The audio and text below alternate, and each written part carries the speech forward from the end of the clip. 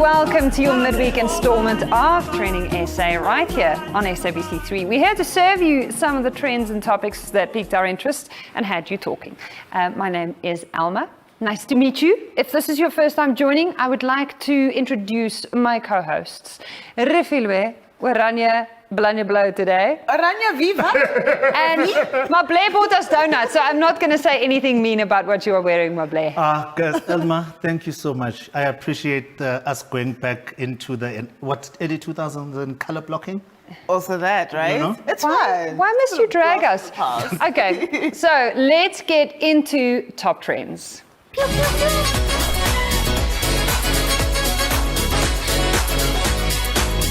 So South Africa woke up to the shocking news of Olfa G65 celeb's passing. So G65's niece, former True Love editor Sbu Mpungose tweeted this. Said, "My beloved aunt Mamncane, who many of you know as G65, is no more. She displayed leadership throughout her life, was the epitome of fearlessness and inspired many with a single, Obani Lababantu, Mtia Shandu Wandaba, Sonchikazi, RIP G65. So the Selepe and Mbata family released a statement informing the public of her sudden passing this morning. In the statement, the family states that Umama Olfa was in self-isolation after she tested positive for COVID-19. Wow. Now, South Africans took to Twitter to send their heartfelt messages or heartfelt condolences to the family. Asanda Makaka had this to say, "Oh, Sbu, you knew her the longest before she burst out and became unbridled joy in our lives. She chose to share herself with us and then bowed out. Such devastating news, but how fortunate we've been just to behold and experience her. Uyadabukisa lokho, kepa phumula, hashtag G65 Mashandu Gandaba." And Bayer 12 Lee also said this: "Deeply sorry, my condolences to your family. Your aunt's last gift to us was a blessing. Glad she accomplished what was part of a bucket list. Agaphumule ngoxolo." Yeah, and of course, as TrendingSA, we'd like to send our heartfelt condolences as well to her family and her fans. She really just, I don't know, she just very, very quickly took us by storm and carved a very special place in That's how our you hearts. bow out. Yeah. That's how you bow out. You drop a piano hit and you say, "I'm done, and I'm out." And also, I think a really important lesson is that about a month or two ago, we wouldn't even have carried news of the fact that she fell ill and passed on. And so if you have been feeling like 2020 is not the year to shoot your shot, Yes, she is proof That you can shoot your that you're never too old and it's never a bad time to do your thing. Now, speaking of people doing their things, ANC Secretary General Ace Magashule is back. Oh my goodness. Okay, so now he's set to appear before the ANC's Integrity Commission. President Cyril Ramaphosa announced this yesterday. The appearance is on Saturday. Then the top 6 will process the outcome and determination by the Integrity Commission and report to the National Working Committee and the ANC. Did you just yawn, Elma? How rude. Mashule's appearance comes after his arrest on criminal charges. He is facing 21 charges of corruption, and those are related to that controversial Free State asbestos tender, which is worth more than 200 million rand. 200 million rand, let that sink in. And of course, Tweeps were quick to react, and Africa_Spring said this: "In other news, Ace is going to appear in the Integrity Commission and is going to be found not guilty. Trust me on this one. There's no win for Rams here. They are pulling the wool over our eyes." All right, so joining us on the line is political analyst and social commentator Lukhanyo Vangqa. Lukhanyo, welcome to TrendingSA. Good evening, guys. Thank you for having me. Lukhanyo, what do you make of all this mess, and what do you think is going to happen at this Integrity Commission? Look, the Secretary General of the ANC is, frankly speaking, on political death row. The charges by the NPA have put him squarely within the ambit of the ANC resolution that says if you have been charged formally, you must step down. And if he refuses to step down, they can summarily suspend him. That means without any process or any due process, he can be summarily suspended. So the Integrity Commission is only but a formality because it's required by the ANC resolution that says if you've been charged, then you must go and account to the Integrity Commission. And if you can't give a satisfactory explanation, then you must step aside. So it's only but a formality. It's a step that they must go through. And with him volunteering himself to go before the Integrity Commission, he's only bought himself some time. So in the movies, the last minute call from the governor in the US, this the stay of execution, this is one of those, but the X will fall on the ace within the next 3 to 4 months. What is the strongest measure this commission, what is the strongest step they can take? What do you think will actually happen?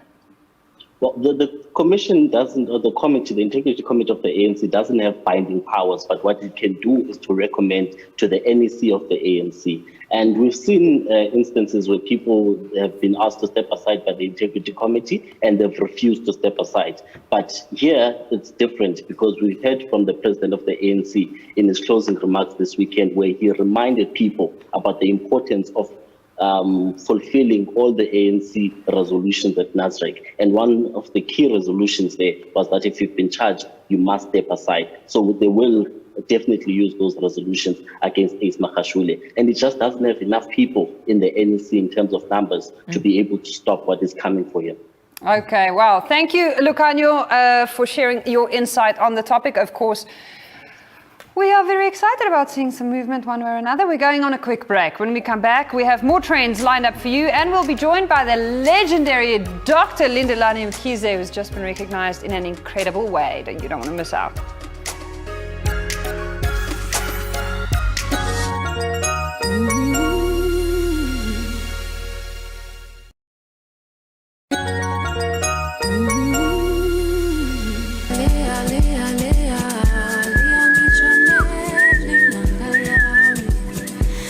Can you see I'm within my December outfits already?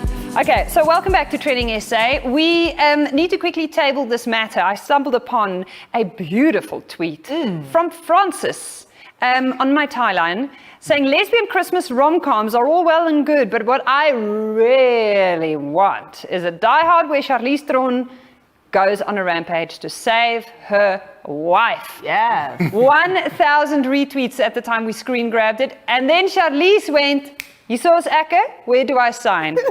This then led to tweets and fans making suggestions about why a Die Hard reboot with a twist could be a brilliant move. Philly Bees says, "I think this would just kick. So important now with lesbian visibility." Philly Bees says it's faded over the last 20 years. I'm wondering about that perspective, but anyway. I feel the exact opposite, but okay, Philly Bees, we're in agreement. We want more of it. And then at Weird Archives says that movie would go triple platinum inside a week, $1 billion box office at the very least, with Oscar nominations. It could be genre altering. Now, we've seen remakes, cult classics, and series such as Ghostbusters, Charlie's Angels, and even Charmed. If you could remake a movie, which one would it be? And who would you cast as your lead, Mable? I would do a South African remake of Baywatch, but I want the cast to be like based in Durban. And I would like Lillian Dube, Connie Chueme, but they mustn't wear bikinis. They must just wear like petticoats in the beach. And then my Pam Anderson would be Karabo Morocco. I love that. Wow. Okay. So I figured that Beaches definitely deserves a remake, and I would cast DJ Zinhle and her bestie Pearl Thusi as the leads. The only problem is deciding who has to die at the end. But I feel like Zinhle dying would actually really turn on the waterworks because she's such a sweetheart. Okay. No. I don't think we're killing DJ Zinhle. Mine is better. No one needs to die. Mrs. Doubtfire gets my vote. And I would cast Nathaniel. Nathaniel, that's Mrs. Nathaniel can whisper his way through Mrs. Doubtfire. Ooh, gosh. Okay. All right. That movie, I'd pay big bucks for. Fire. But speaking of big bucks and legendary stuff, musical maestro and co-founder of the highly successful choir group, A Joyous Celebration, Ubab Lindelani Mkhize, is now officially Udokotela. Dr. Mkhize! This comes after the University of Zululand honored him with a doctorate of philosophy in community development. And Dr. Lindelani Mkhize is joining us right now. Welcome to Trending SA. Thank you so much for your time, sir.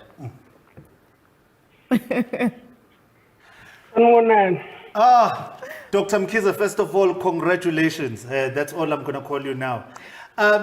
When did you hear about this? What were you doing when they called you and said you are no longer Mr. Mkhize, you are now Udokotela Mkhize? I actually have known about it for a while. The graduation was supposed to happen in April, but COVID happened.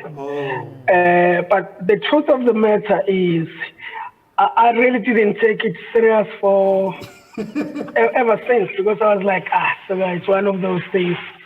And I'm not even sure this thing is going to happen, or even if it's meant for me. It started sinking in only last week when they started preparing and making arrangements and measuring me for a mock gown. That's when I started realizing, this is serious mode. So much that when I was driving there on my way to Zululand, I was filling them with questions. Why me? Who started all this? Who initiated it? What is the process? What happened? And that's when I really realized that, wow, this is it's serious and it really means a lot. We're really, really happy for you. But let's talk about Joyous and the fact that you guys are so used to filling up venues. But of course, as you said, COVID happened. And just the experience of having to go virtual for the first time in, over 20 years. And of course, we know that the concert Joyous Celebration 2 is also going to happen. So it's a two-part question, what going virtual felt like, but also what we can look forward to on the next one with the second installment. The next one, I think this year has been so tough for everyone. We decided, let's even forget about the show that we recorded. I know my player is going to kill me because he was waiting for his favorite songs on the new album. But we were like, you know what, we need to go back to basics. We need to, most of all, celebrate the fact that we are still here. We need to restore, renew, rejuvenate. So it's going to be a happy, exciting show. We even have some surprise guests. We don't usually feature outside people, we only work with people who are part of Jazz. This time around, we have guests. Some of them are not really sometimes in the gospel space, but they sing gospel music very well. And it will be full of surprises. A day with a lot of activities, a day of Thanksgiving, saying we made it this far. It's December. There was a time when we were like, will this December come? I mean, there were moments where every morning you hear about someone who has passed away. All right, thank you so much, Dr. Mkhize. I will be waiting for my plane ticket to come down and watch the virtual show there. We are very, very proud of you here at TrendingSA. Because you're coming home, why do you need a plane to go home? Thank you so much. We're going to go on a quick ad break. Remember to engage with us on all our social media platforms. It's *3 right here on SABC3. When we come back, we've got the hit maker, the man behind Ubobi Abumanga, Sanel musician, right here on the fourth chair. You don't want to miss that. You know.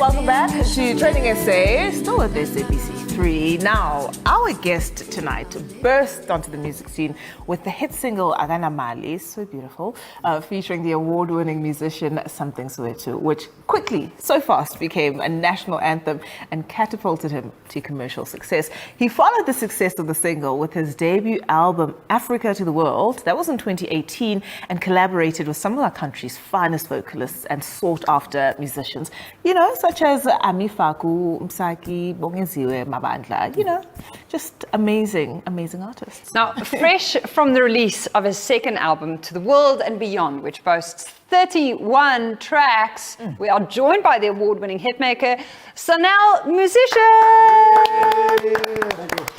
To the World and Beyond. Tell me about that cover and this album. The whole message is what? And 7.5 million streams before the release date. That's massive. It's amazing. It's all based on the first album, which is just crazy. Africa to the World was like my first chapter. Yeah. So To the World and Beyond is like I'm writing my second chapter. So basically a continuation of what I tried writing on the first one. So yeah.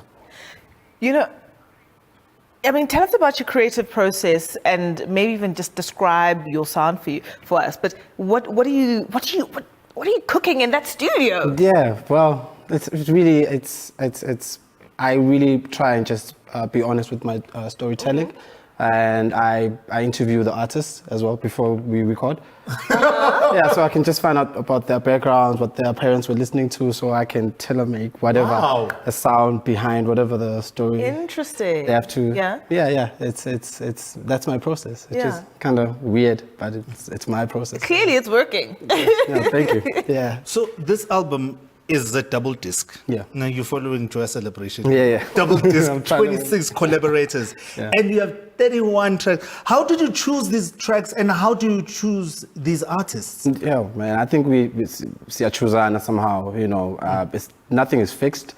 I've worked on this album for like 2 years, but really putting a number to it is not fair because I have songs that I made in 2015 that made it to this album. To this album? Yeah, which is weird and beautiful.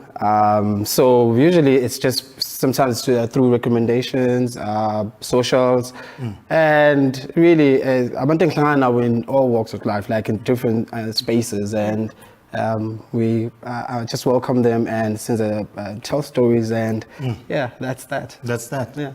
So I want to take it back just a little bit to when you dropped the album. Just an hour before the album dropped, you hosted a very well-curated virtual launch. And let's just remind ourselves. Let's take a look at this video.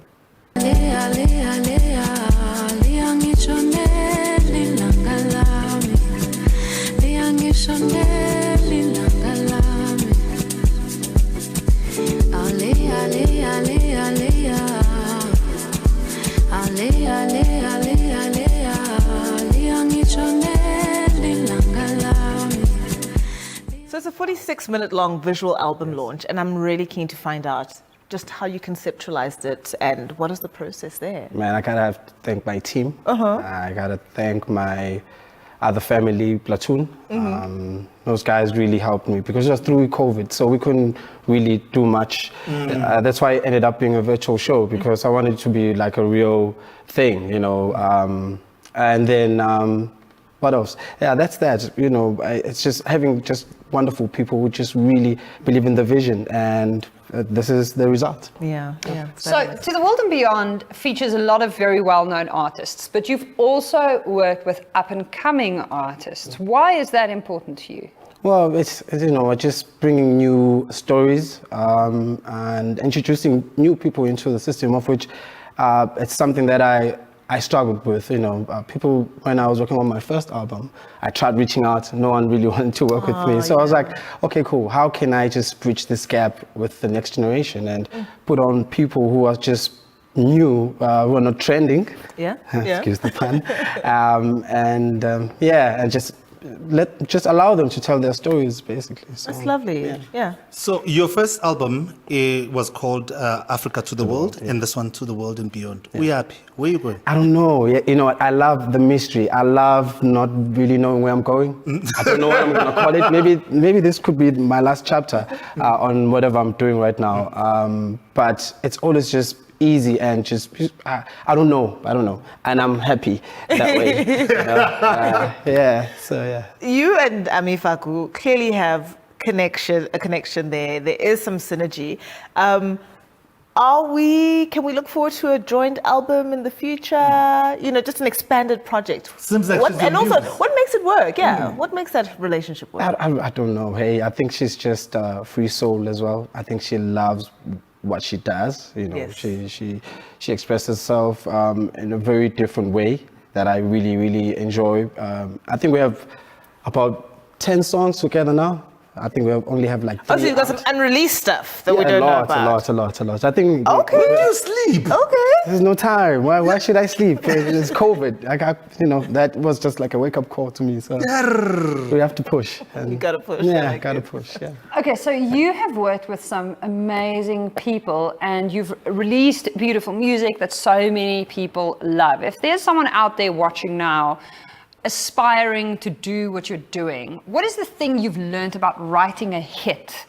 Is there a process? Is there an insight? Is there something that has crystallized out of your experience so far? Aside from interviewing the people that you also right? Yeah, well, the interview is very important, it's because it's just being honest.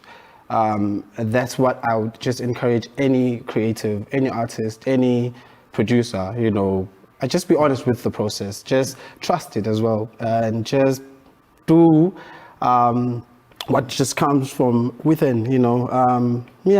Just being honest is the best way, and that has helped me just do what I'm doing right now. And I don't feel any pressure of just maybe outdoing any song that I've put out there. It's just I'm just doing whatever I have to do at that particular time, how I'm feeling, and I put it out there, and people receive it. Well, funny enough. You have a label, Elwood, right?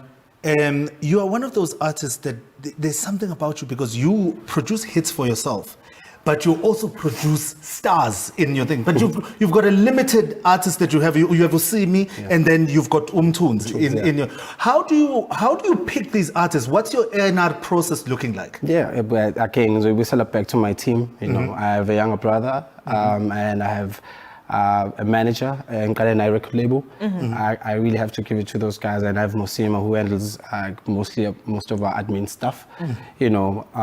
I met Simi through my younger bro college. Amazing artist, by the way. Yeah, thank you. We love you, Simi.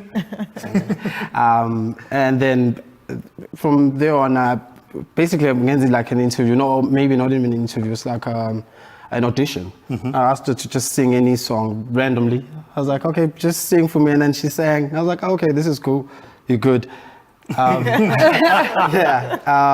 you come to Johannesburg, come to the studio. And at the time, I didn't have a studio. I was still signed under Demo Music. I was still DJing for Busi, But when she pulled through, I already had my thing going on. And then from there on, the rest is history. Awesome. Keep doing the beautiful work. Yeah, you really bring joy to our lives. Thank you for joining us. It was lovely to have you on the show. And that is how we wrap up our episode today. Join us again tomorrow as we discuss interviewer fatigue and some of the self-care practices that can help you make it through this last final stretch.